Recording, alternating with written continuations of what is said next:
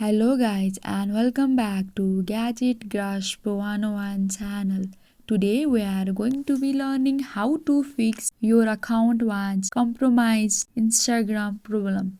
If you suspect that your Instagram account has been compromised and you are facing your account was compromised issue, here is a step-by-step tutorial to help you secure your account and resolve the problem. First of all, open the Instagram app and tap on the profile icon in the bottom right corner of the screen. After that, tap on the three horizontal lines in the top right corner. Then tap on setting and privacy. In setting and privacy, tap on account center and tap on password and security. You can see here change password. Tap on it. Choose your Instagram account. Enter your current password in current password field and then create a new strong password and retype new password in retype new password field. Make sure it's unique and not used for other accounts. After that, tap on change password and go back from this page. Enable two-factor authentication. Two-factor authentication adds an extra layer of security to your account. Tap on two-factor authentication. Choose your Instagram account. Two-factor authentication adds an extra layer of security to your account. Report the compromised account.